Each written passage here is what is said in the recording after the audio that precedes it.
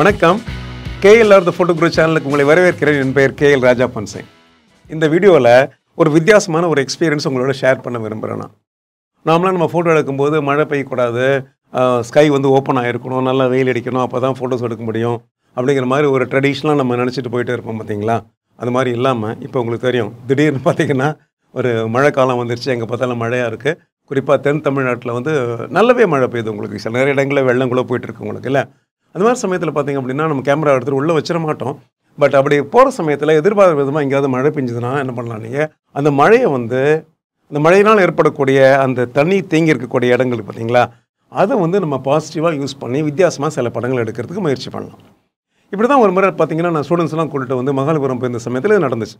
முதல் நாள் நல்லா பயங்கர மழை. அதனால் பார்த்திங்கன்னா மகாபலிபுரம் ஷோர் டெம்பிள் போகிற வழியில் பார்த்திங்கன்னா அந்த கான்க்ரீட்டான ஒரு பாத் போட்டிருக்காங்க. அந்த இடத்துல பார்த்திங்கன்னா தண்ணி வந்து ஒரு பேட்ச் மாதிரி தேங்கி இருந்தது. ஆக்சுவலாக முதல் நாள் மழையில் மறுநாள் தண்ணி தேங்கி இருக்குது. ஆக்சுவலாக ஸோ நடந்து போகிற சமயத்தில் பார்த்திங்கன்னா அந்த தண்ணியில் வந்து அந்த கோயிலோட ரிஃப்ளெக்ஷன் தெரிஞ்சுது. ஆக்சுவலாக கோயில் ரொம்ப தூரத்தில் இருக்குது. அஃப்கோர்ஸ் கொஞ்சம் நீங்கள் லோ ஆங்கிளில் பார்த்திங்க அப்படின்னா அந்த ரிஃப்ளெக்ஷன் தெரியுது. அதையும் தாண்டி அது ஒரு பேசேஜ் பார்த்திங்களா, அதனால் எல்லோரும் நடந்து வந்து இப்படி குறுக்க போயிட்டு வராங்க.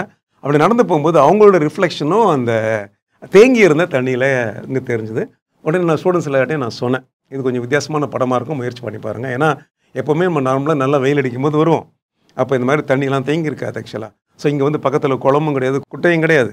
ஸோ குளம் குட்டை இல்லாத ஒரு இடத்துல பார்த்தீங்கன்னா அந்த இடத்துல டெம்பரரியாக ஒரு தண்ணி தேங்கி இருக்கும்போது அந்த ரிஃப்ளெக்ஷன் ஆஃப் த சப்ஜெக்ட் அந்த இடத்துல தெரியும் போது அதை வந்து நம்ம எடுத்தால் எப்படி இருக்கும் அப்படின்னு சொல்லி ஒரு சில படங்கள் நான் எடுத்து காமிச்சேன். இப்போ நான் காமிச்ச படங்களை நான் எடுத்து காமிச்ச படங்கள். இதே மாதிரி ஆம்பிஷன்ஸ் 4ல் படிக்கக்கூடிய ஸ்டூடெண்ட்ஸ் வந்து அவங்க ஃபீல்ட் ட்ரிப் வரும்போது அவங்களும் இந்த லோ ஆங்கிளில் அந்த படத்தை வந்து எடுத்தாங்க. ஆக்சுவலாக ஏன்னா ஒரு காட்சியை நம்ம எப்படி பார்க்குறோம் அப்படிங்கிறது தான் என்னை பொறுத்தவரைக்கும் ரொம்ப முக்கியம்.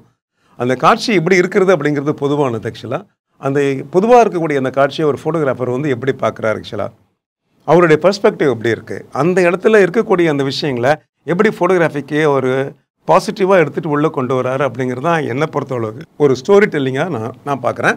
ஸோ அந்த ஆஸ்பெக்டில் இந்த ஒரு டெம்பரரியான தண்ணி தேங்கி இருக்கக்கூடிய அந்த ஒரு இடத்த ஒரு ரிஃப்ளெக்ஷன் ஆப்ஜெக்டாக நாங்கள் பார்த்து அதில் வந்து அந்த ரிஃப்ளெக்ஷனை கொண்டு வந்து 100% ரிஃப்ளெக்ஷன் அதில் தெரியுது உங்களுக்கு. அதை வந்து லோ ஆங்கிளில் நீங்கள் ஷூட் பண்ணும்போது அது ஒரு வித்தியாசமான படமாக உங்களுக்கு கிடைக்குது. ஸோ லட்சக்கணக்கான படங்கள் வந்து மகாபலிபுரத்தில் அந்த ஷோர் டெம்பிளை நிறைய பேர் டூரிஸ்ட் எடுத்திருப்பாங்க. நம்மளே கூட நிறைய ட்ரிப் எடுத்திருப்போம் ஆக்சுவலாக. பட் நான் ஒரு முறை போகும்போது பார்த்தீங்க அப்படின்னா என்னுடைய பார்வை வந்து பார்த்திங்கன்னா வித்தியாசமாக இருக்கும். அதில் வித்தியாசமான விஷயங்கள் அங்கே நடக்கும். டெஃபரெண்ட்டாக நிச்சயமாக இருக்கும். ஒரே மாதிரி 2 நாள் இருக்காது ஃபோட்டோகிராஃபி பொறுத்த அளவுக்கு. அதனால் மல்டிபிள் டைம்ஸ் நீங்கள் ஒரே இடத்துக்கு போனால் கூட ஒரு முறை நீங்கள் போகும்போது அந்த காட்சிகளுடைய தோற்றம் இருக்குது பார்த்தீங்களா, நம்மளுடைய பார்வைக்கு வேறு மாதிரி தெரியணும். அப்படி தான் இந்த காட்சியை நாங்கள் எடுத்தோம். ஸோ இந்த வீடியோவில் நான் என்ன சொல்ல வரேன் கேட்டிங்க அப்படின்னா, உங்களுடைய பார்வை கோணம் அப்படிங்கிறது வித்தியாசமாக இருக்கணும். அப்படின்னா அந்த இடத்துல இருக்கக்கூடிய விஷயங்களை உன்னிப்பாக கவனிங்க. அந்த விஷயங்களை வந்து உங்களுக்கு சாதகமாக பயன்படுத்திக்கோங்க. ஆக்சுவலாக மழை பெஞ்சுது அப்படிங்கிறத நீங்கள் நெகட்டிவாக எடுத்திங்கன்னா நம்ம படமே எடுக்க மாட்டீங்க.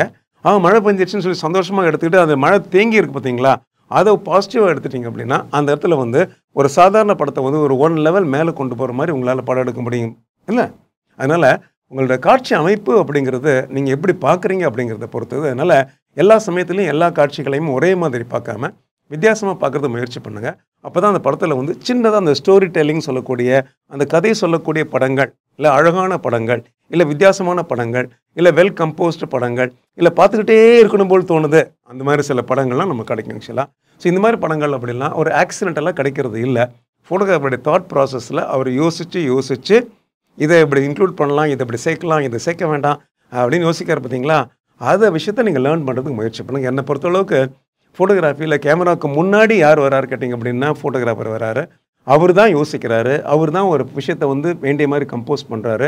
அவருடைய கற்பனையில் தான் ஒரு காட்சி உதயமாகிறது அப்படிங்கிறதுக்கு இந்த ஒரு சாதாரண படங்கள் வந்து ஒரு பெரிய உதாரணமாக இருக்கும் அப்படின்னு சொல்லி இந்த வீடியோ முடிச்சுக்கிறேன். இந்த வீடியோவில் நான் சொன்ன விஷயங்கள் கட்டாயமாக உங்களுக்கு பிடிச்சது இருக்கும்னு நினைக்கிறேன்.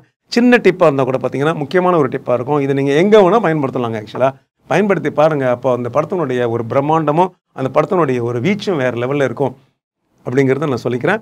இந்த வீடியோ உங்களுக்கு பிடிச்சிருக்கும் அப்படிங்கிறதுனால வீடியோ நீங்கள் கட்டாயமாக நீங்கள் லைக் பண்ணுவீங்கன்னு தெரியும். லைக் பண்ணுங்கள், ஷேர் பண்ணுங்கள் ஃப்ரெண்ட்ஸோட. அதையும் தாண்டி இது வரைக்கும் நீங்கள் KLR the photo group channel நீங்கள் சப்ஸ்கிரைப் பண்ணாமல் இருந்தீங்க அப்படின்னா சப்ஸ்கிரைப் பண்ணுங்கள், பெல் பட்டனையும் தட்டி விடுங்க. அப்போ தான் நான் ரிலீஸ் பண்ணக்கூடிய இந்த மாதிரி குட்டி குட்டி வீடியோஸ் உங்களை வந்து சேரும். மீண்டும் இந்த மாதிரி இன்ட்ரெஸ்டிங்கான வீடியோஸோட உங்களை மீட் பண்ண வரைக்கும் ப்ளீஸ் டேக் கேர்.